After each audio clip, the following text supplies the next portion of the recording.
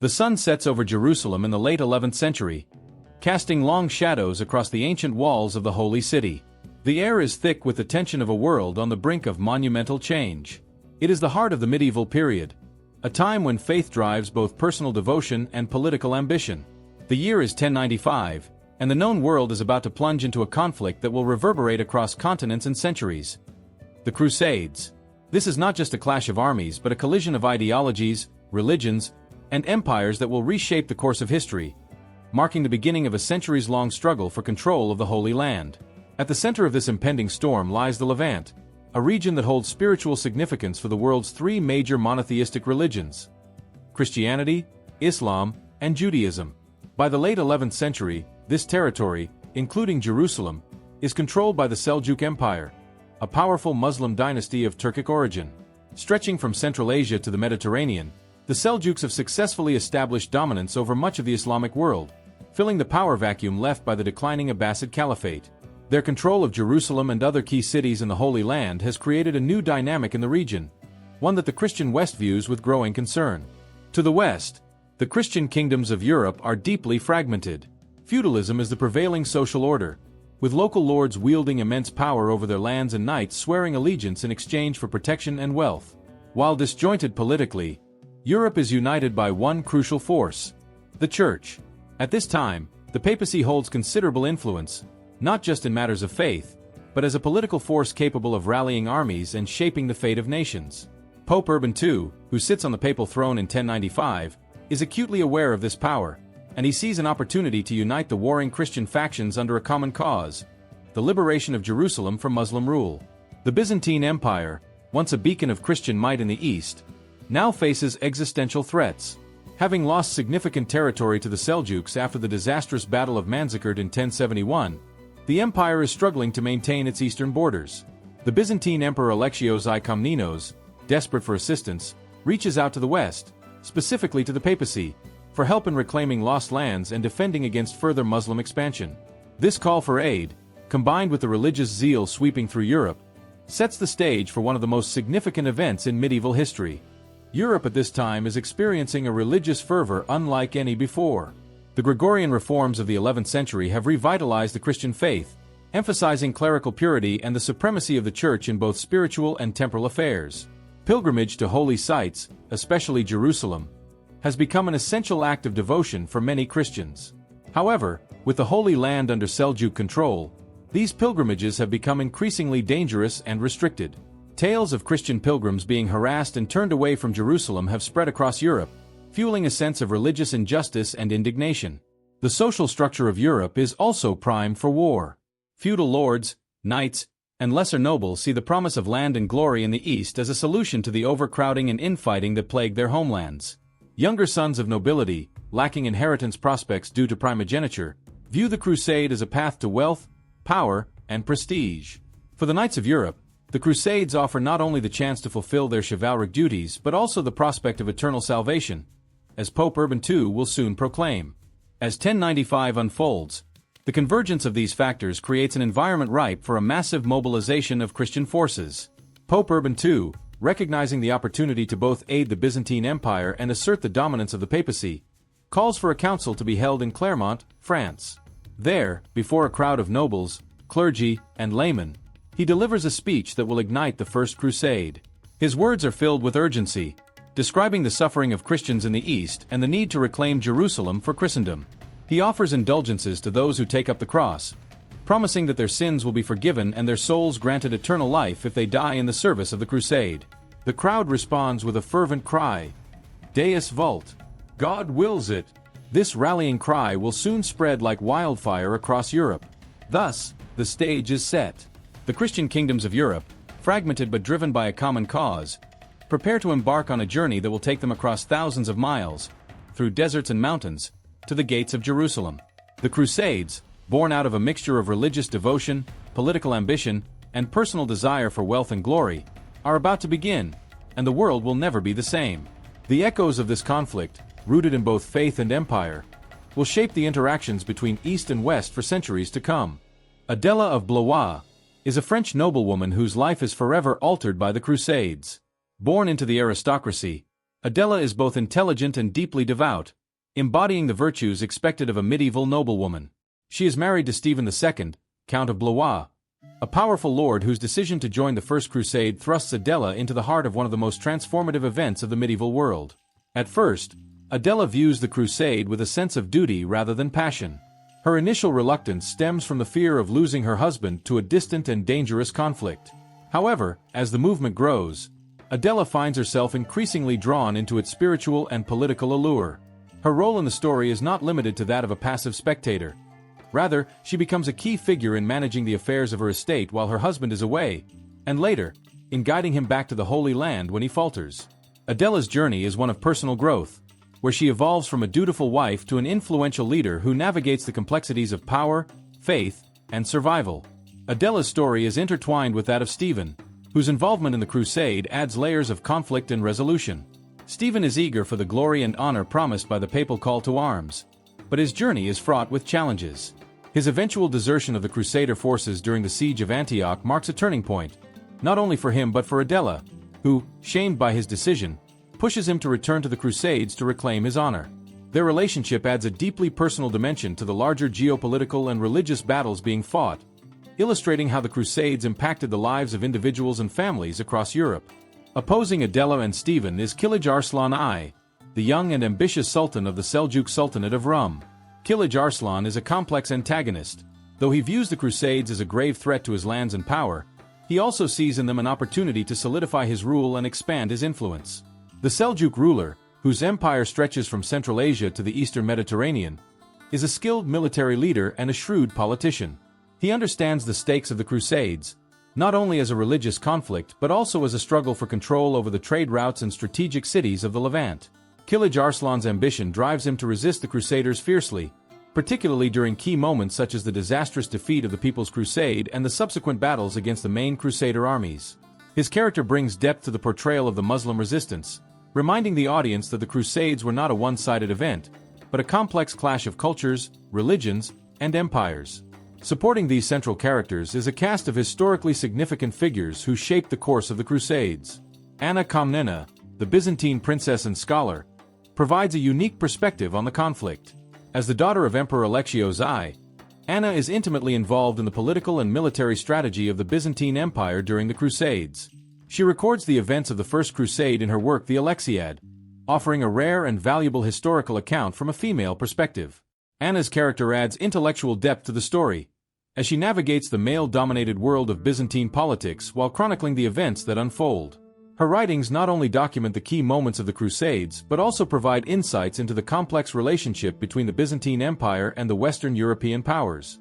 Another pivotal figure in the story is Peter the Hermit, a charismatic preacher whose fiery sermons ignite the imagination of thousands of commoners across Europe. Peter's role in organizing the People's Crusade, a spontaneous and poorly organized mass movement of peasants and low-ranking knights, highlights the deep religious fervor that swept through Europe during this time. Although the People's Crusade ends in disaster, with many of its participants slaughtered by Kilij Arslan's forces, Peter's influence underscores the powerful role of religious zeal in mobilizing not only the nobility but also the masses. His character illustrates the unpredictability and emotional intensity of the Crusades, where spiritual fervor often clashed with the harsh realities of warfare and survival. Central to the unfolding of the Crusades is the figure of Pope Urban II, whose call to arms at the Council of Clermont in 1095 sets the stage for the entire movement. Urban II is portrayed as a masterful orator and a shrewd politician, fully aware of the potential for the Crusades to unite the fractured Christian kingdoms of Europe under a common cause. His speech at Clermont, where he promises remission of sins and eternal salvation for those who take up the cross, sparks a wave of enthusiasm that sweeps across the continent. Urban's vision of a united Christendom reclaiming the Holy Land from Muslim control becomes the ideological foundation of the Crusades. His character represents the fusion of spiritual authority and political ambition, as he seeks not only to liberate Jerusalem but also to assert the papacy's dominance over both religious and secular matters. Together, these characters create a rich tapestry of perspectives that reflect the diverse motivations and experiences of those involved in the Crusades. Adela, with her personal struggles and growth, offers a humanized view of the impact of this vast historical event on individuals and families. Kilij Arslan, as a formidable antagonist, challenges the notion of the Crusades as a simple religious war, instead presenting it as a complex battle for power and survival. Figures like Anna Komnena and Peter the Hermit bring additional dimensions to the story, providing intellectual, spiritual, and emotional depth. Meanwhile, Pope Urban II stands as the architect of the movement, whose call to arms echoes throughout history. Through these characters, the story of the Crusades comes to life, not merely as a series of battles, but as a profound collision of ideologies, cultures, and personal ambitions that forever altered the course of history. In November of 1095, at the Council of Clermont, Pope Urban II stands before a massive crowd of clergymen, nobles, and knights, his voice rising with fervor. He calls for the liberation of the Holy Land, painting a vivid picture of Christians suffering under Muslim rule in Jerusalem. His words pierce the cold air, and as he proclaims, Deus vult, God wills it, the crowd erupts in fervor. The atmosphere is charged, and the air is thick with anticipation and religious zeal. Adela of Blois is present, standing beside her husband, Stephen II, who is captivated by the Pope's call. As the crowd surges with the cry of Deus vult, Adela feels a shiver run down her spine. She knows that this moment marks the beginning of something that will change their lives forever. Though she remains composed, internally, Adela wrestles with her apprehension. The magnitude of the Pope's message stirs conflicting emotions. Fear for her husband's safety, but also a recognition of the spiritual and political implications of this crusade. As Stephen eagerly declares his intent to take the cross and join the crusade, Adela's role as a noblewoman takes on new meaning, setting the stage for her personal journey through this monumental event. At the heart of the narrative is the stark contrast between the idealistic fervor of the Crusades and the harsh political and military realities that unfold as the story progresses. Through Adela's perspective, the audience experiences the growing tension between faith-driven motivations and the brutal consequences of war. As Stephen departs for the Holy Land with other Crusaders, Adela remains behind, managing the affairs of their estate while the world around her changes. The initial idealism of the Crusades, fueled by Pope Urban's promises of spiritual salvation and honor, quickly collides with the brutal truths of battle, scarcity, and betrayal. The Crusades were sold as a noble and righteous cause, but for those like Adela, left to manage the practicalities of life, the realities are far more complex. Letters from Stephen describe both moments of victory and growing disillusionment as the Crusaders face unimaginable hardships in foreign lands, navigating not only their Muslim adversaries but also the strained alliances between Christian factions. As the Crusaders push deeper into the Middle East, Adela becomes a crucial character in the narrative, not just as a passive observer, but as someone who actively participates in the decisions affecting her family. Stephen's role in the Crusades is a source of pride and fear for her. When the Crusaders reach Antioch and face starvation and disease during the prolonged siege, Stephen falters. He abandons the crusade in a moment of weakness, returning home in disgrace. This event marks a turning point in the story, as Adela's personal struggle intensifies. Deeply ashamed of her husband's actions and the damage to their family's honor, she urges Stephen to return to the Holy Land to restore their name. Her internal conflict grows as she balances her faith in the crusade with her disillusionment over the grim realities her family now faces. The central conflict is not only external, with a clash of armies and faiths, but also internal, as Adela grapples with her shifting role in a society undergoing profound changes. She embodies the tension between duty and doubt, between the grand ideals of the crusade and the personal costs it exacts on individuals and families. The narrative explores these tensions, illustrating the complexity of a historical event that is often viewed in black and white terms. Throughout the Crusaders' campaign, Adela's world is shaken by news of critical battles and developments. The disastrous defeat of the People's Crusade, led by Peter the Hermit, serves as an early example of the gulf between religious zeal and strategic competence. The Siege of Nicaea and the Battle of Dorylaeum offer fleeting moments of success, but these victories are tempered by the immense suffering of the Crusader armies. In each victory and setback, Adela sees her husband's journey through letters and reports, allowing the audience to witness the grand historical events through her personal lens. The political intrigue of the Crusade is also seen through Adela's correspondence with figures like Anna Komnena, the Byzantine princess, and her observations on the complex alliances that form between the Crusaders and the Eastern Christian Empire. The Crusades are not just a war between Christians and Muslims but a chessboard of competing interests, with Byzantium caught between Western Christendom and the Seljuk Turks. Adela's role as a noblewoman affords her access to these intricacies, and her astute understanding of the political stakes adds depth to her character. Ultimately, the narrative arc centers on Adela's personal transformation as she navigates the collision of religious idealism with the grim realities of warfare, politics, and family honor. Her relationship with Stephen becomes a reflection of the larger crusading movement, beginning in hope and fervor, but tested by the brutal realities of distance, conflict, and the limitations of human strength. The moment Stephen deserts the crusade after the siege of Antioch is a devastating blow not only to his reputation but also to Adela's faith in the cause. Her decision to push him to return becomes symbolic of her own struggle to reconcile her belief in the spiritual righteousness of the crusade with the very human failures it reveals. The clash between religious zeal and military reality frames the overarching conflict of the story, with Adela emerging as a figure who represents the personal costs of grand historical events. Her journey encapsulates the broader narrative of the Crusades, where ideals of faith, honor, and salvation are constantly challenged by the brutal truths of politics, war, and survival. Through her, the audience is able to see the Crusades not just as a distant historical event, but as a deeply human story of struggle, loss, and redemption. The first major event in the story is the disastrous outcome of the People's Crusade, a loosely organized movement led by the charismatic Peter the Hermit. Driven by zeal rather than strategy, Peter inspires thousands of peasants and low-ranking knights to take up the cross and march towards the Holy Land. Their faith, however, is no substitute for military experience. Ill-prepared and lacking provisions, this ragtag army pushes toward Asia Minor, hoping their spiritual devotion will lead them to victory. Kilij Arslan, the Seljuk Sultan of Rum, watches as this ill-fated group marches into his territory. Underestimating the Seljuk forces, the People's Crusade is easily outmaneuvered and annihilated by Kilij Arslan's troops near Nicaea in 1096. The massacre sends shockwaves through Europe and serves as a harsh reminder that the journey to the Holy Land will be far more dangerous than the idealistic Crusaders had anticipated. For Stephen of Blois and the nobility, this event underscores the need for organization and military prowess. While the destruction of the People's Crusade is seen as a setback, the noble-led Crusader forces, which are soon to march, view it as a lesson in the importance of discipline and preparation. Adela, still in France, receives word of this disaster with trepidation. She knows her husband will soon face the same enemy, but she trusts in his nobility and experience to lead him through the coming trials. The next major event is the Siege of Nicaea in 1097, a critical stronghold of Kilij Arslan and the first significant military engagement for the Crusader armies. The city of Nicaea is well fortified, and Kilij Arslan believes it can withstand the Crusader onslaught. However, the Crusader forces, led by prominent leaders such as Godfrey of Bouillon, Bohemond of Tarento, and Stephen of Blois, are united and determined.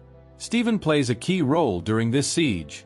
His leadership and tactical acumen in organizing the siege earn him admiration from his fellow Crusaders. He helps orchestrate the Crusader blockade and coordinates with Byzantine forces under Emperor Alexios I Komnenos, who had pledged support to the Crusaders. The Byzantines provide crucial naval support, cutting off supplies to the city from the nearby lake, which accelerates the city's surrender.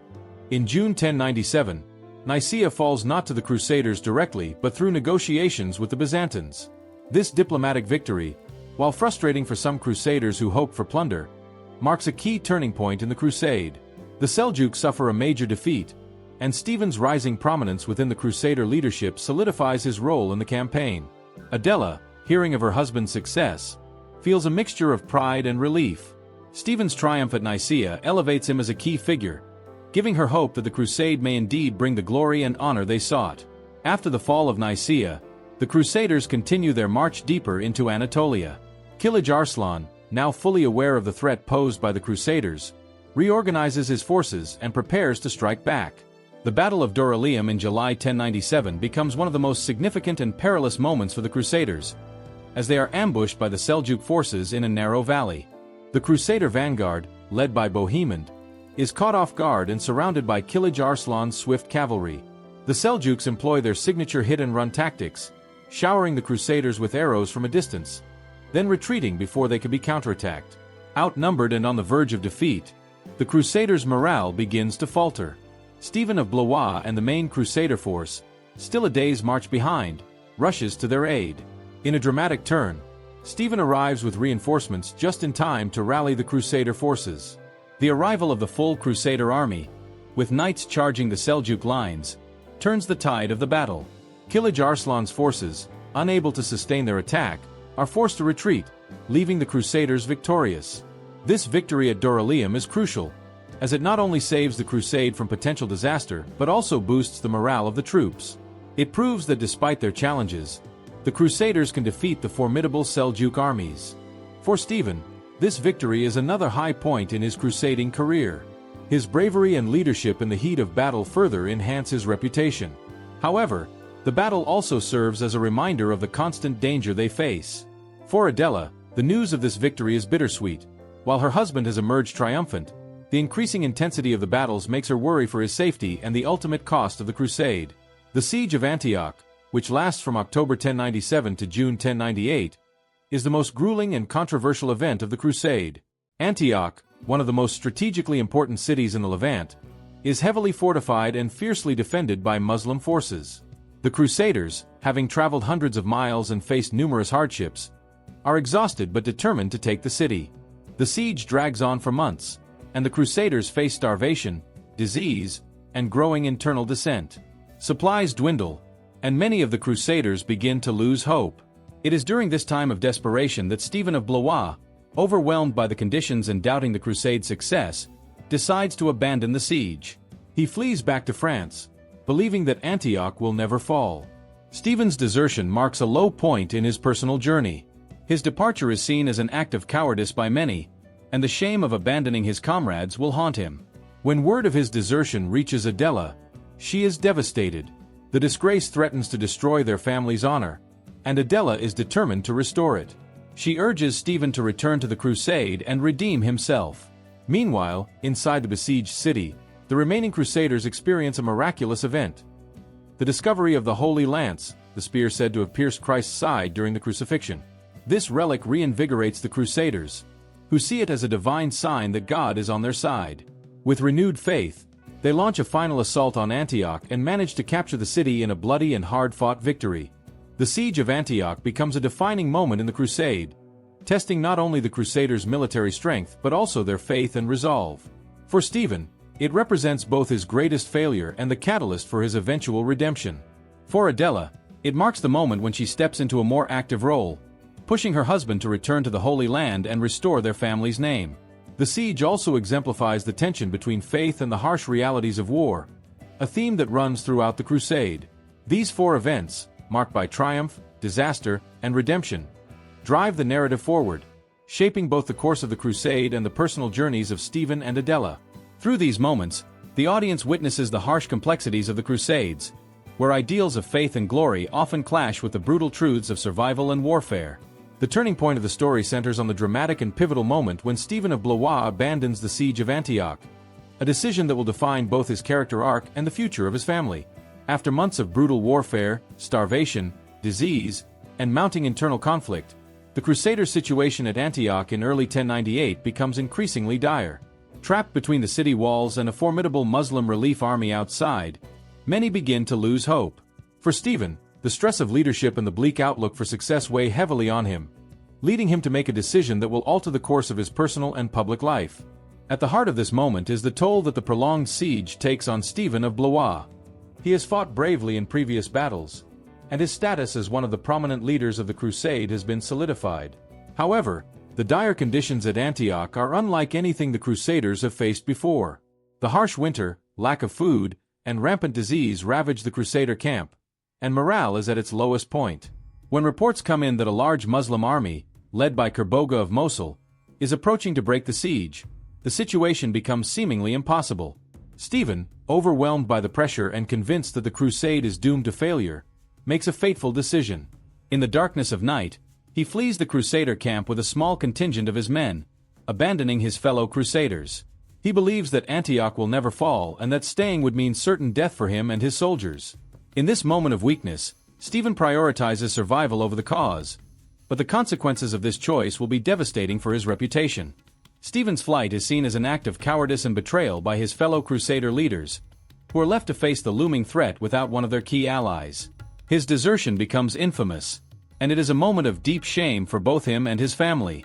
For Stephen, this decision marks the lowest point in his journey, a stark contrast to his earlier victories at Nicaea and Dorylaeum.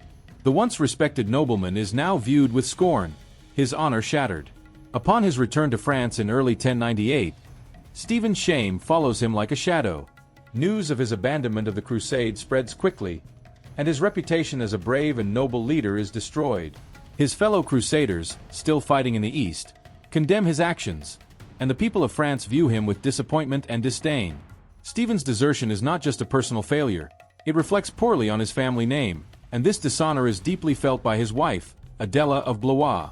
Adela, a proud and intelligent woman, had long supported her husband's role in the crusade. She believed in the cause, not only for its religious significance but also for the honor and prestige it would bring to their family. When Stephen returns, she is confronted with the harsh reality of his failure, and the public humiliation that comes with it. This is a defining moment for Adela, as she is faced with a choice: to accept her husband's disgrace or to push him towards redemption. Adela is not a passive figure in this story. Her role is one of strength and resilience. The moment Stephen returns, she is devastated by the news of his desertion, but she does not allow herself to wallow in despair. Instead, she sees an opportunity for redemption. Adela is deeply committed to restoring her family's honor, and she knows that Stephen must return to the crusade if they are to salvage their reputation. In the privacy of their estate, Adela confronts Stephen. She is both fierce and compassionate, understanding the fear that drove him to flee, but resolute in her belief that he can still make things right. Adela appeals to his sense of duty, reminding him of the vows he made to the crusade and to their faith. She invokes the honor of their family name and the legacy they will leave behind for their children.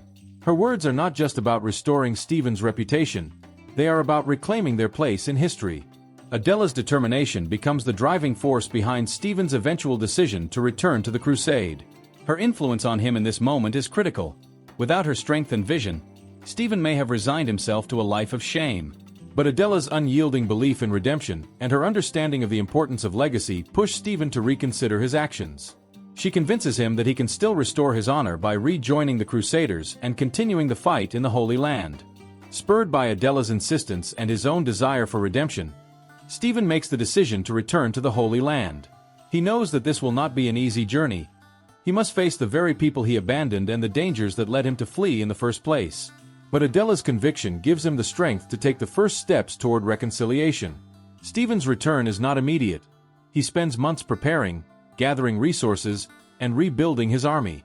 During this time, Adela continues to manage their estates and provide support, demonstrating her role as a capable leader in her own right. Their relationship, tested by the shame of Stephen's desertion, grows stronger as they work together toward his redemption. When Stephen finally rejoins the crusade in 1101, he is a changed man. He knows that he must prove himself not only to his fellow crusaders but to himself. His return is marked by determination, humility, and a renewed sense of purpose.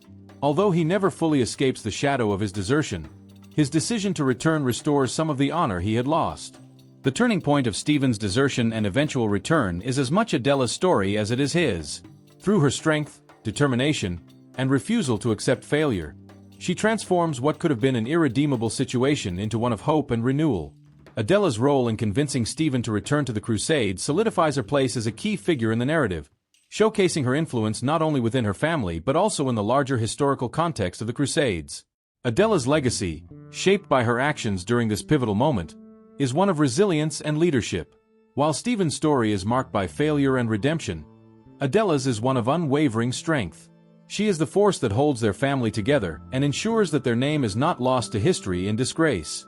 Her ability to see beyond the immediate shame of Stephen's actions and to push for a future where redemption is possible becomes the cornerstone of their legacy. In the broader scope of the story, this turning point exemplifies the theme of personal sacrifice, the complexities of honor, and the enduring power of redemption. Through Adela's influence, Stephen's return to the crusade transforms from an act of necessity into one of spiritual and personal growth. The climax of the story reaches its peak during the siege of Jerusalem in 1099, a brutal and decisive moment in the First Crusade. After years of grueling warfare, deprivation, and internal strife, the Crusaders finally arrive at the gates of Jerusalem, the city they have longed to reclaim in the name of Christianity. However, what follows is not a noble triumph of faith but a horrifying massacre that even the most devout Crusaders struggle to reconcile with their beliefs.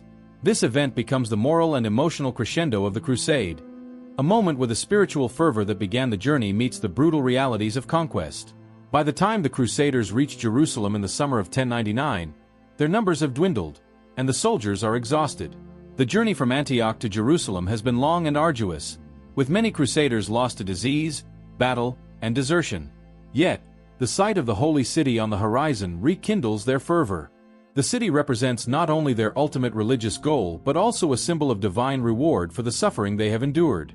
Led by figures such as Godfrey of Bouillon, Raymond of Toulouse, and Tancred of Hauteville, the Crusaders encircle Jerusalem and prepare for the siege. Inside the city, the defenders, mostly Fatimid Muslim forces, are well prepared, having fortified the walls and stockpiled supplies. The city is heavily defended, and the Crusaders know that breaching its walls will require both military strategy and sheer determination. For Stephen of Blois, who has rejoined the crusade after his earlier desertion, the siege of Jerusalem is his opportunity for redemption. He is determined to prove his loyalty and restore his family's honor, fighting alongside his comrades in what he believes to be the final and most crucial battle of the crusade. For Adela, though she remains far from the battlefield, this moment represents the culmination of everything she has sacrificed and worked for. The fate of her husband, and by extension her family's legacy, is tied to the outcome of this siege. The siege begins in mid-June, with the Crusaders launching their first assaults on the city's well-fortified walls. The initial attacks are repelled, and morale begins to waver. The Crusaders, already weakened by the harsh conditions of their journey, suffer from lack of water and food. The summer heat in the region is relentless, and the Crusader army struggles to maintain its strength. Reports of soldiers drinking their own urine and animal blood to survive underscore the desperation within the camp. However, religious zeal sustains many of the Crusaders. They believe that reclaiming Jerusalem is their divine mission, and any suffering they endure is a test of their faith. In a climactic moment of spiritual fervor, the Crusader leaders order the army to march barefoot around the walls of Jerusalem, invoking the biblical story of the Israelites and the fall of Jericho. This act of devotion reignites their resolve, and they prepare for a final, all-out assault on the city. The Crusaders construct siege towers and battering rams, determined to breach Jerusalem's walls. On July 15, 1099, the Crusaders launched their final assault. Godfrey of Bouillon and his forces, using one of the massive siege towers, managed to break through the defenses on the northern wall. The Crusaders pour into the city, and the defenders, overwhelmed by the sudden breach, retreat into the inner city. Once inside Jerusalem, the Crusaders unleash a level of violence that shocks even the most hardened among them. What follows is a massacre of such brutality that it leaves a lasting stain on the legacy of the First Crusade. Driven by years of pent-up anger, suffering, and religious fervor, the Crusaders slaughter thousands of the city's inhabitants, Muslims, Jews, and even some Christians, without mercy. Reports from both Christian and Muslim sources describe the horrific scene: streets running red with blood, bodies piled high, and churches and homes set ablaze. The Crusaders, many of whom see their actions as divinely sanctioned retribution for years of Muslim control over the Holy City, kill indiscriminately. Men, women, and children are not spared. The Al-Aqsa Mosque and the Dome of the Rock, two of Islam's holiest sites, are defiled as the Crusaders claim them for Christianity. For Stephen, this moment is one of both triumph and horror. He has achieved his goal of reclaiming Jerusalem, but the cost is far greater than he ever imagined. The violence around him is beyond what he envisioned when he first took up the cross, and as he walks through the blood-soaked streets, he grapples with the dissonance between the holy cause that brought him here and the gruesome reality of the conquest. This inner conflict deepens his character, showing the complexity of a man torn between duty, faith, and morality. The massacre lasts for days, with many of the Crusaders looting the city for wealth, relics, and treasure. Amidst the chaos, the Crusader leaders eventually declare victory, and Godfrey of Bouillon is named the protector of the Holy Sepulchre. But even in this moment of triumph, the Crusaders are haunted by what they have done. The scale of the slaughter leaves many questioning whether their actions were truly in line with the will of God or driven by something far darker. The fall of Jerusalem is not only a military victory but also a profound moral and emotional turning point for many of the Crusaders. For Stephen, the experience leaves him forever changed. He has regained his honor through his participation in the successful siege, but the massacre that followed stains the purity of the cause he believed in. The idealism and religious devotion that initially drove him to join the crusade are now overshadowed by the grim reality of conquest and bloodshed. For the Crusaders as a whole, the fall of Jerusalem becomes a symbol of the contradiction at the heart of the Crusades. On one hand, they have achieved their goal of reclaiming the Holy City for Christianity, fulfilling what they believe to be a divine mission. On the other hand, the brutality of the massacre and the destruction left in their wake cast a long shadow over their victory. Many Crusaders, including Stephen, must now reconcile their faith with the atrocities they have witnessed and participated in. As word of the fall of Jerusalem spreads across Europe, reactions are mixed. In the Christian world, the capture of the Holy City is celebrated as a monumental victory, a sign that God's will has been fulfilled. Pope Urban II, who initiated the crusade, does not live to hear the news, but his vision of a unified Christendom reclaiming Jerusalem is realized. However, the moral ambiguity of the siege and its aftermath raises questions about the true nature of the crusade, questions that will linger for centuries. Back in France, Adela receives news of the Crusaders' success with a mixture of pride and unease. She is relieved that Stephen has restored his honor and that the crusade has achieved its ultimate goal. Yet, the stories of the massacre that accompany the victory disturb her. Adela, though removed from the battlefield, is deeply introspective about the cost of victory. She reflects on the broader implications of the crusade, both for their family and for Christendom as a whole. The fall of Jerusalem, while a triumph for the Crusaders, leaves Adela pondering the moral complexities of warfare in the name of faith.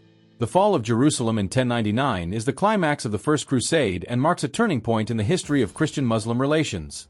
The Crusaders' success in capturing the city establishes a Christian foothold in the Holy Land, leading to the creation of the Kingdom of Jerusalem and other Crusader states. However, the massacre at Jerusalem sows deep-seated resentment among the Muslim population, laying the groundwork for future conflicts that will reverberate for generations.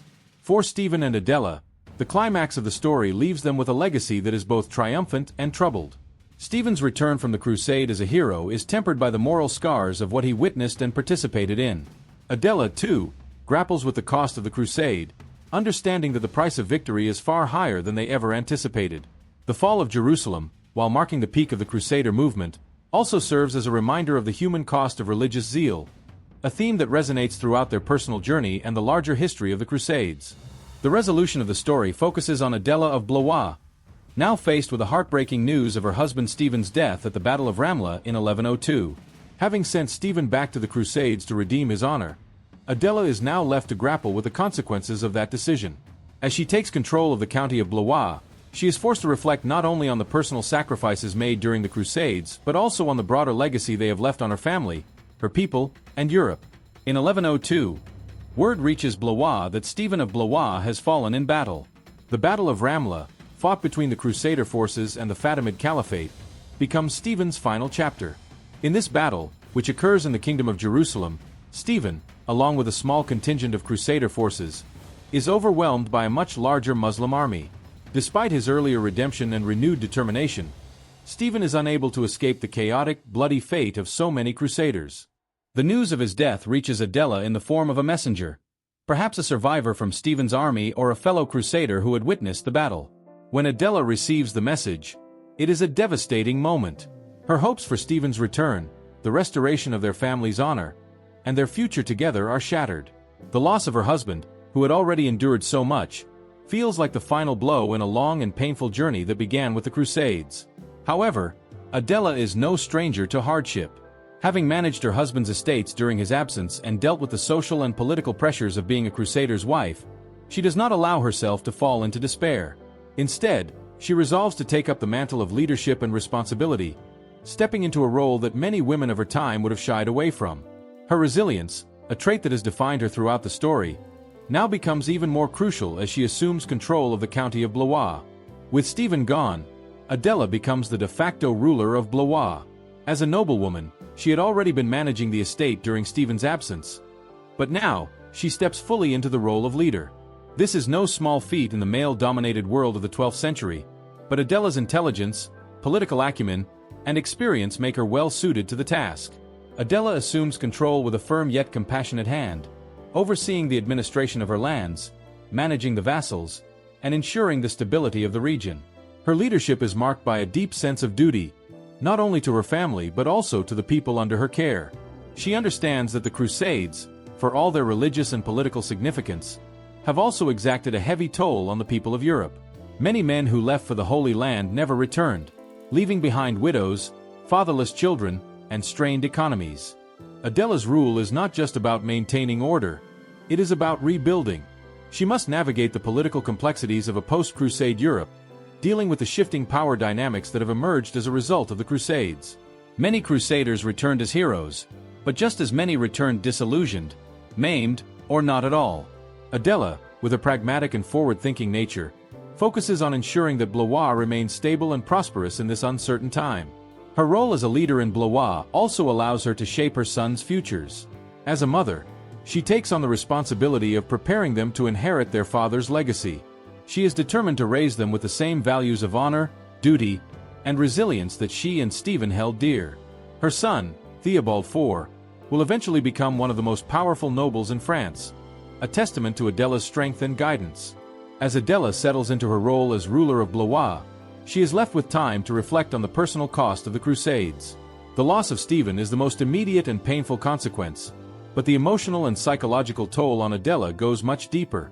She has lost not only a husband but also the future they had envisioned together. The Crusades, which began as a noble and religious quest, have brought her nothing but grief and heartache. Adela reflects on the sacrifices that both she and Stephen made. For Stephen, the crusade was a journey of redemption, a way to reclaim his honor after the shame of deserting at Antioch. But that redemption came at a terrible price, one that Adela now bears alone. She had urged Stephen to return to the Holy Land, knowing the risks, but never fully anticipating the weight of the loss she would endure. The personal cost of the Crusades, for Adela, is not just the loss of her husband, but the emotional burden of having been part of a grand historical movement that left so many lives destroyed in its wake. She also reflects on the broader societal impact. The Crusades, for all their religious fervor and promises of salvation, have torn apart families, drained the resources of entire regions, and reshaped the political landscape of Europe and the Middle East. The idealism that drove so many to take up the cross has, in many cases, been replaced by disillusionment and grief. Adela, ever pragmatic, acknowledges this painful reality. While the Crusades brought glory to some, they left others, like herself, with an enduring sense of loss. Beyond her personal grief, Adela is also deeply aware of the lasting impact the Crusades have had on the world around her. The Crusades were not just a series of battles. They were a transformative event that altered the course of history. The fall of Jerusalem, the establishment of Crusader states, and the ongoing conflict between Christians and Muslims in the Holy Land are now part of the political fabric of Europe and the Middle East. Adela reflects on how the Crusades have changed Europe. The returning Crusaders have brought with them new knowledge, trade routes, and cultural exchanges, but they have also introduced a new level of violence and instability. The political landscape has shifted, with new alliances being formed and old power structures being challenged. The papacy, which played such a central role in launching the Crusades, has seen its influence grow, but at what cost? For Adela, the Crusades represent both the best and worst of humanity, the capacity for great faith and sacrifice, but also the capacity for cruelty and destruction. She understands that while the Crusades were launched in the name of religion, they were also driven by ambition, greed, and the thirst for power. These conflicting motivations have left their mark on Europe, and Adela is keenly aware that her own family's role in the Crusades is part of this larger, complicated legacy. In the final moments of the story, Adela is left to reflect on her journey. She began as the wife of a nobleman, reluctantly supporting her husband's decision to join the Crusades. Over time, she evolved into a woman of immense strength, guiding her family through the trials and tribulations of one of the most turbulent periods in history. She sent her husband back to the Crusades to redeem his honor, knowing that it could cost her everything. Now, she bears the weight of that decision, but she does so with grace and resilience. Adela's story is one of endurance, not just of the physical challenges that came with managing a large estate in her husband's absence, but also of the emotional challenges that come with loss and leadership. As she looks back on her life, she realizes that the Crusades, for all their glory and tragedy, have shaped her into the woman she is. She has learned the true cost of ambition and faith, but she has also discovered her own capacity for strength and leadership. In the end, Adela of Blois stands as a symbol of resilience and wisdom, a woman who faced the personal and political fallout of the Crusades and emerged as a powerful figure in her own right. Her legacy, and that of her family, will endure, shaped by the sacrifices made in the name of faith, honor, and survival. The historical authenticity of the Crusades is one of the key elements that grounds the story in a rich, textured reality. From the physical settings of castles and deserts to the complex social, religious, and economic dynamics that shape both Europe and the Middle East, these elements help create an immersive experience for the audience. By staying true to the historical realities of the 11th and 12th centuries, the narrative captures the essence of life during the Crusades and offers a compelling portrayal of the era's tensions, beliefs, and transformations. The physical environment of the story oscillates between two very distinct worlds. the towering castles of feudal Europe and the sun-scorched desert fortifications of the Middle East. In Europe, the story unfolds against the backdrop of imposing stone castles that dominate the countryside. These castles, built primarily for defense, represent the social order and military strength of the time. Nobles like Stephen of Blois reside in these fortified structures, their lives governed by the feudal system, where land and power are synonymous with security and control. Adela, managing her estate in Blois, would live in such a castle, a cold stone fortress that not only serves as a home but as the center of her economic and military power. These castles are often surrounded by vast lands, tilled by peasants who are bound to the estate. The castle is a symbol of authority, a reminder of the social hierarchy that dominates medieval Europe, where noble families hold power and influence, fortified by knights who swear loyalty to their lords. In contrast, the Crusader forces face a different environment when they reach the Middle East. Here, the vast desert landscapes are punctuated by fortified cities and citadels, many of them remnants of ancient empires. Cities like Antioch and Jerusalem are characterized by massive walls and intricate defensive structures that have withstood sieges for centuries. The fortifications of the Muslim defenders are equally imposing, utilizing advanced military techniques for defense. These cities, surrounded by arid deserts, are hubs of activity, with bustling markets and a diverse population of Muslims, Christians, and Jews living side by side in uneasy coexistence. The contrast between these two settings, Europe's feudal castles and the citadels of the Middle East, highlights the cultural and geographical divide that the Crusaders must navigate. The harsh, unforgiving desert landscape of the Middle East becomes a testing ground for the Crusaders, who are unfamiliar with the climate and the terrain. The fortresses of cities like Jerusalem stand as both literal and symbolic barriers to the Crusaders' quest, representing the strength and resilience of the Muslim world. Socially, the world of the Crusades is shaped by distinct structures in both Europe and the Middle East. In Europe, the feudal system dominates every aspect of life. Lords and nobles hold vast estates, and knights serve as their military enforcers, bound by oaths of fealty. The knights, including Stephen of Blois, take up the cross not only out of religious fervor but also with the hope of gaining new lands and wealth in the Holy Land. Their loyalty is to their feudal lords and, ultimately, to the Pope, who wields immense power through his ability to grant spiritual salvation. The feudal system defines relationships and obligations, with vassals pledging military service to their lords in exchange for land and protection. For characters like Adela, the absence of her husband during the Crusades means she must navigate this complex web of allegiances, ensuring that the family's lands remain secure and that her vassals remain loyal. In this world, power is decentralized, with each nobleman controlling his own fief, but all remain connected through the overarching authority of the church and the king. In contrast, the Middle East presents a more intricate and fluid social structure. The region is a melting pot of ethnic and religious groups, including Arabs, Turks, Persians, and various Christian sections. The Seljuk Sultanate, under leaders like Kilij Arslan, hold sway over much of the region, but their rule is often challenged by rival Muslim factions and local rulers. The Crusaders quickly learned that the Muslim world is far from a monolithic entity. Instead, it is a network of alliances and rivalries that they must navigate carefully. One of the key historical realities is the presence of Christian communities within the Muslim-controlled cities. These Christians, often referred to as Eastern Christians or Byzantines, have lived under Muslim rule for centuries and have developed their own ways of coexisting with their rulers. The relationships between these communities and the Crusaders are complex, as some support the crusade while others fear the disruption it may bring to their fragile peace.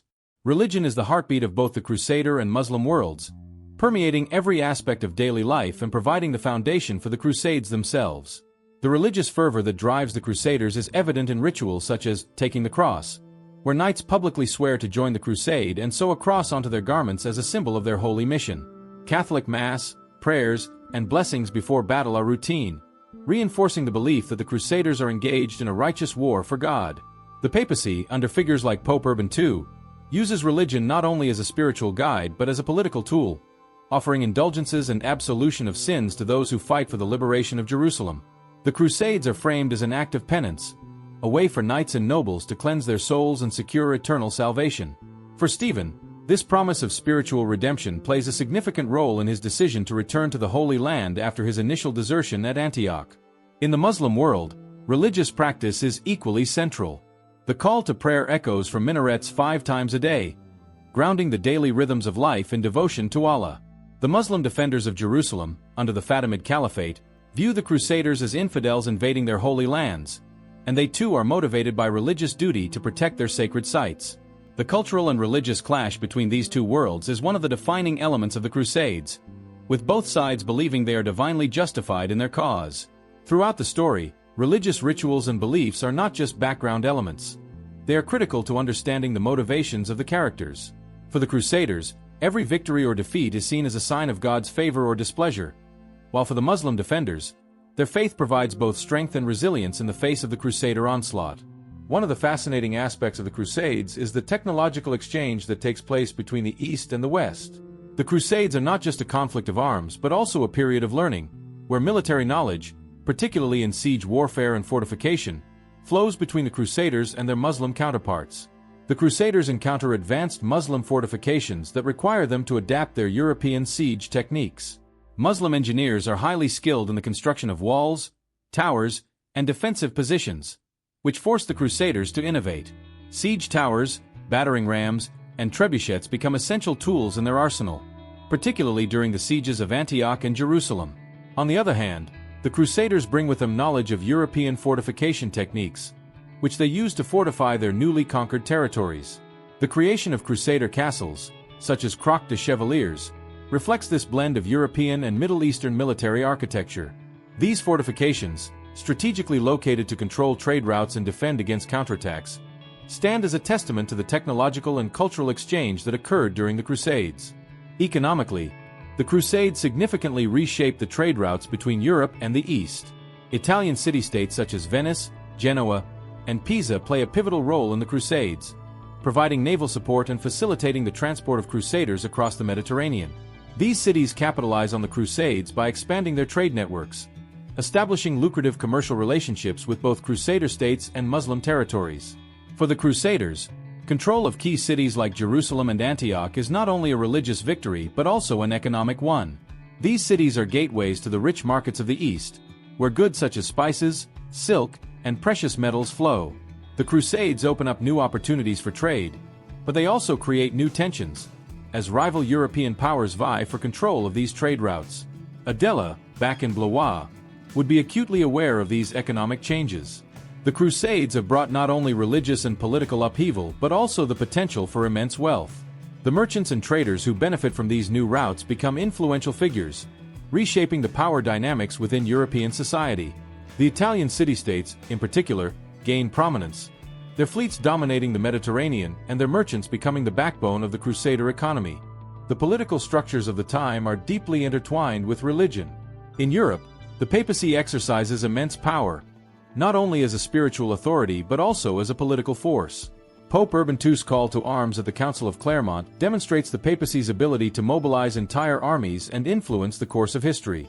The Pope's authority extends beyond the Church, as he shapes alliances, grants indulgences, and crowns kings. For the Crusaders, loyalty to the papacy is paramount, and the success of the Crusades is seen as a testament to the Pope's divine mandate. In the Middle East, the political landscape is dominated by a patchwork of sultanates and emirates. The Seljuk Sultanate and the Fatimid Caliphate are the two major powers vying for control, but the political situation is fluid, with various local rulers holding sway over different regions. These Muslim rulers, while united in their opposition to the Crusaders, are often divided by internal conflicts and rivalries. The Crusaders exploit these divisions, forming temporary alliances with some Muslim factions while battling others. The interactions between these political systems create a dynamic and unpredictable environment. Adela, overseeing her estate in Blois, is far removed from the political intrigues of the Holy Land, but she is nonetheless affected by them. The success or failure of the Crusades directly impacts the power and prestige of her family, and she must navigate the shifting political landscape in Europe, where the Crusades have upended traditional power structures and created new opportunities for both glory and ruin. The historical authenticity of the Crusades is not merely a backdrop for the story. It is a central element that shapes the characters' lives, their decisions, and their fates. From the imposing castles of Europe to the desert fortifications of the Middle East, the physical environment reflects the challenges and conflicts of the time. Socially, the feudal system in Europe and the complex alliances in the Middle East provide a rich tapestry of relationships that the characters must navigate. Religion, the driving force behind the Crusades, is ever present, influencing every aspect of life and death. Technological exchanges between East and West transform warfare, while the opening of new trade routes reshapes the European economy. As Adela reflects on the personal and societal costs of the Crusades, she is acutely aware of the ways in which these elements have changed her world. The Crusades, for all their religious fervor and military might, have left a legacy of cultural exchange, political realignment, and economic transformation that will resonate for generations to come. The story of the Crusades is a rich tapestry woven from various thematic threads, each reflecting the complexities of faith, power, gender roles, and cultural exchange. In this narrative, these themes offer insight into the personal and societal forces driving the characters, particularly Adela and Stephen of Blois, while also exploring broader historical questions that still resonate today. The intersection of genuine faith and political ambition, the evolving role of women like Adela, the profound cultural exchanges between the West and East, and the lasting social and economic consequences of the Crusades all serve as focal points for the story's thematic exploration. One of the central themes of the Crusades is the interplay between sincere religious devotion and the political ambitions that often accompany it.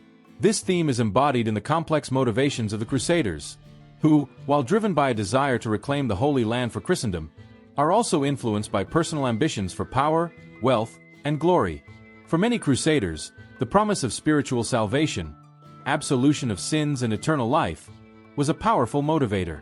Pope Urban II's call to arms at the Council of Clermont in 1095 framed the Crusades as a holy mission, a penitential act that would bring the Crusaders closer to God. Knights like Stephen of Blois were not only seeking redemption for their souls, but were also influenced by the desire to restore personal and familial honor. Stephen's participation in the Crusades, especially after his desertion at Antioch, becomes a matter of both faith and reputation, highlighting the tension between religious conviction and the social pressures of medieval Europe. However, the Crusades were also a deeply political endeavor. The papacy, particularly under Urban II, used the Crusades as a tool to assert its authority over Christendom, unite the fractured Christian kingdoms of Europe, and strengthen its influence over secular rulers. For many nobles, the Crusades offered a chance to gain new lands and wealth, particularly in the resource-rich territories of the Levant. While their public motivations may have been religious, the political ambitions behind these campaigns were undeniable. The conquest of Jerusalem, for example, was as much about controlling a vital strategic and economic hub as it was about reclaiming the Holy Sepulchre. This tension between faith and ambition is a recurring theme. Stephen's journey exemplifies this conflict. His initial commitment to the Crusades is framed by both his religious devotion and his desire to gain prestige. Adela, too, must navigate this intersection, as she encourages her husband to return to the Holy Land not only to fulfill his spiritual vows but also to restore their family's honor and political standing. The story invites the audience to reflect on the ways in which genuine faith and political ambition can coexist, conflict, and sometimes merge in unexpected ways. Another key theme in the story is the role of women in medieval society, particularly how women like Adela of Blois navigated the gendered limitations of their time. While the Crusades were predominantly a male endeavor, women played significant, though often overlooked, roles in both supporting and shaping the crusading efforts. Adela's character represents the complex position of noblewomen during the Crusades. As the wife of a crusader, she is expected to manage her husband's estate in his absence, ensuring that the lands, vassals, and economic resources are maintained. Her role as the de facto ruler of Blois while Stephen is away highlights the responsibilities women like her bore, often taking on leadership roles that were critical for the survival of their households and regions.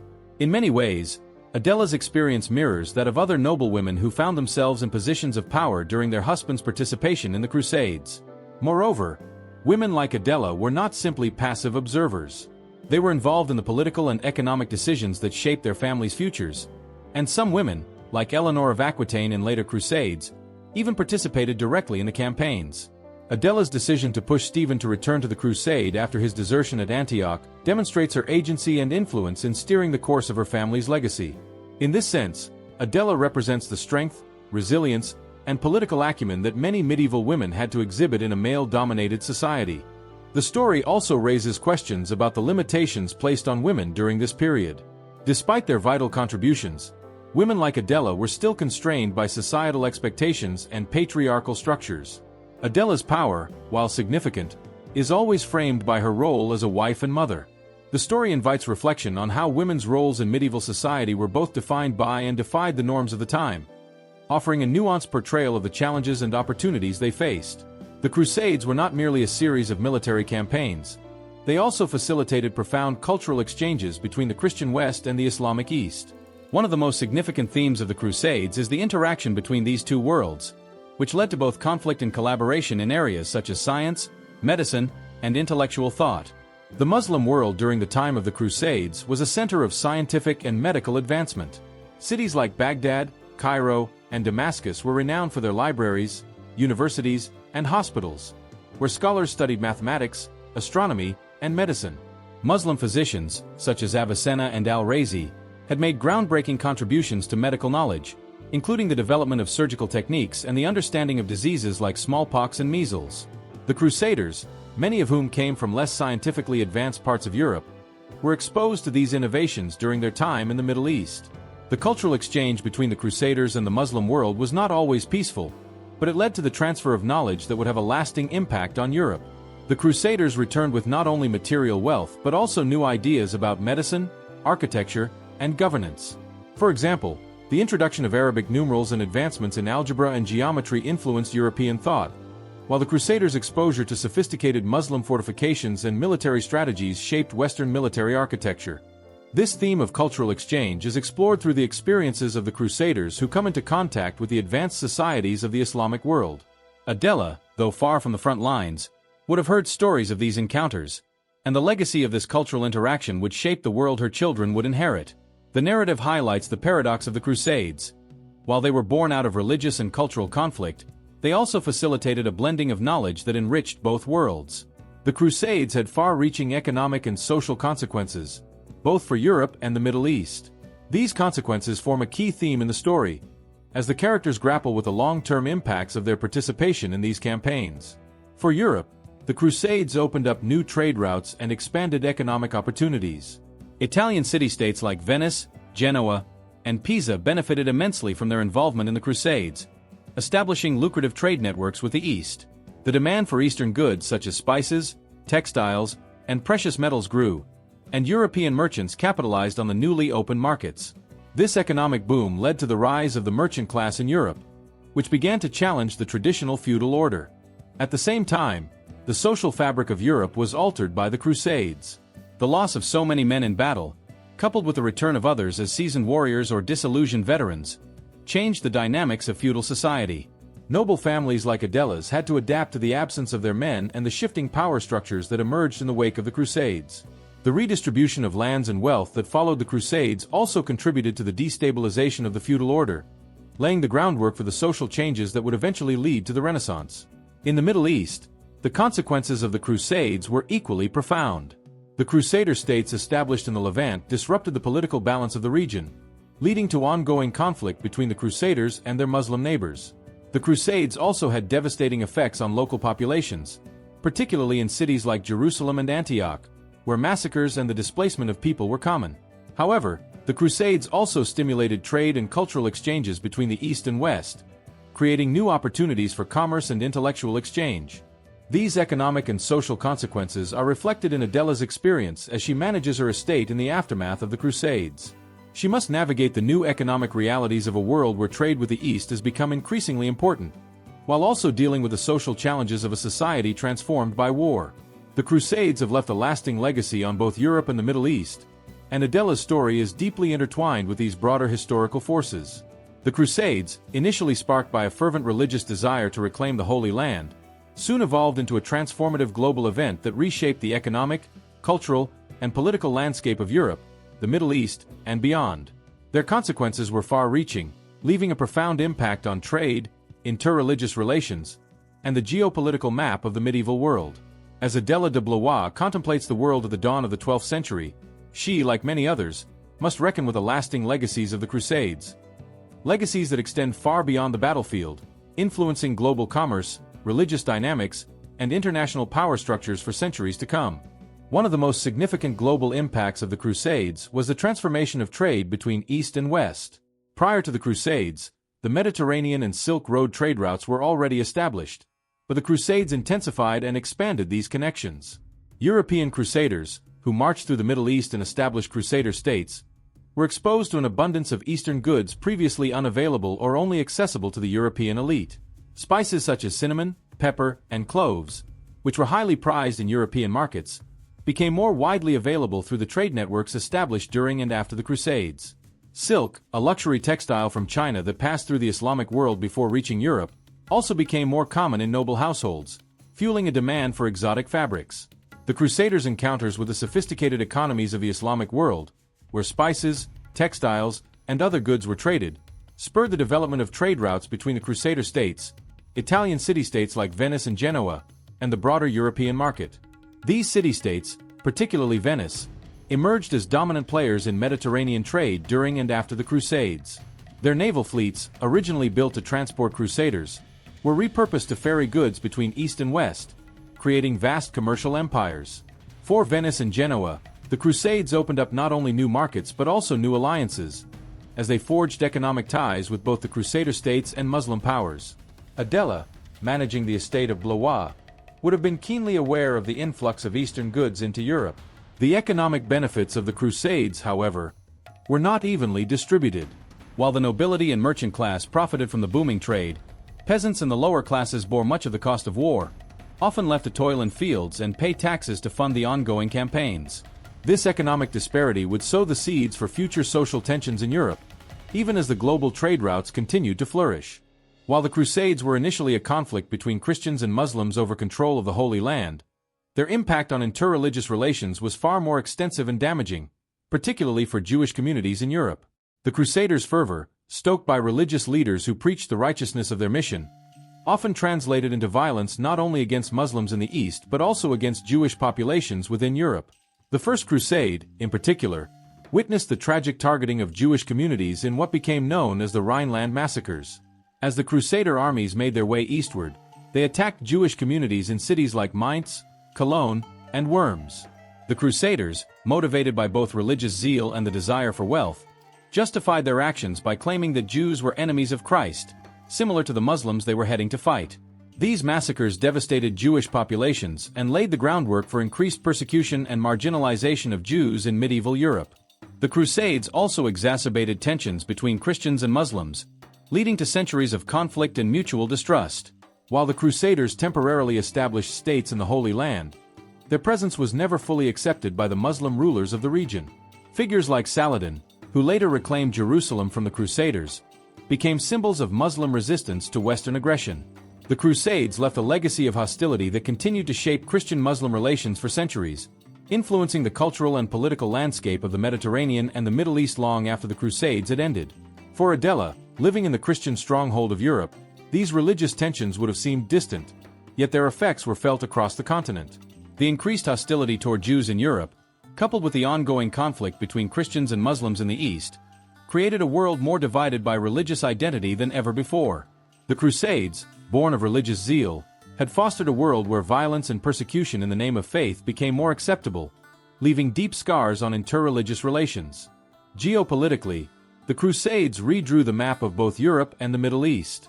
Initially, the Crusaders succeeded in capturing significant territories, including Jerusalem, and established Crusader states such as the Kingdom of Jerusalem, the County of Edessa, and the Principality of Antioch. These territories were governed by European nobles who imposed feudal structures similar to those in Europe, though they had to adapt to the complex political landscape of the Middle East, where Christian, Muslim, and Jewish populations coexisted. However, the Crusader states were never entirely stable. They were constantly under threat from surrounding Muslim powers, who viewed the Crusaders as foreign occupiers. The loss of key territories, such as the fall of Edessa in 1144 and the eventual recapture of Jerusalem by Saladin in 1187, highlighted the fragility of the Crusader presence in the region. Despite these setbacks, the Crusades fundamentally altered the balance of power in the Mediterranean. Muslim powers, such as the Ayyubid dynasty under Saladin and later the Mamluks, rose to prominence, uniting the Muslim world against the Crusaders and regaining much of the territory lost during the early Crusades. In Europe, the Crusades shifted the balance of power among Christian rulers. Monarchs who participated in the Crusades, such as Richard the Lionheart of England and Louis IX of France, used their involvement to bolster their reputations and legitimize their rule. The papacy, which had orchestrated the Crusades, saw its influence grow, as it became the central authority directing Christian military efforts against Islam. However, the Crusades also contributed to the weakening of Byzantine power. The Fourth Crusade, which infamously resulted in the sacking of Constantinople by Western Crusaders in 1204, deepened the schism between the Eastern Orthodox and Roman Catholic churches and hastened the decline of the Byzantine Empire. Adela, looking out over the lands of Blois, would have been aware of these geopolitical shifts. While the Crusades had originally promised to unify Christendom against a common enemy, they had instead exposed the deep divisions within the Christian world. The alliances and rivalries between European monarchs, the growing power of the Italian city-states, and the weakening of Byzantium all signaled a new political order that was still taking shape in the early 12th century. As the sun sets over Jerusalem in the early 12th century, Adela of Blois stands in her castle, contemplating a map of the known world. For her, the Crusades have been a personal journey of loss and survival. She sent her husband, Stephen, to fight in the Holy Land, and though he returned briefly, he ultimately perished in battle. Now, as a widow and ruler in her own right, Adela reflects on the broader impact of the Crusades beyond the personal tragedy they brought to her family. The Crusades, which began with such fervent religious zeal and promises of salvation, have left deep scars on both the East and the West. For Adela, the world feels smaller, more interconnected, yet more fractured than ever. The Crusades have brought new trade, new ideas, and new wealth to Europe, but they have also brought violence, division, and a heightened sense of religious intolerance. Territories have been won and lost, lives have been transformed, and the once clear lines between faith, politics, and ambition have blurred. Adela understands that the Crusades are not just a chapter in her personal story but part of a much larger, ongoing transformation of the world. The echoes of these conflicts will reverberate for centuries, shaping the relationships between Christians, Muslims, and Jews long after the current generation has passed. The Crusades, born of a call to faith, have become a crucible for human ambition, heroism, and tragedy, a mix of idealism and brutality that will continue to influence the course of history. As she traces the borders of the Holy Land on the map before her, Adela reflects on the cost of the Crusades. For Europe and the Middle East, the world will never be the same. The Crusades have connected East and West in ways that will outlast the conflicts themselves, creating a new global context where trade, culture, and power are in constant flux. And as Adela contemplates the future, she knows that the legacy of the Crusades, for better or worse, will shape the generations to come.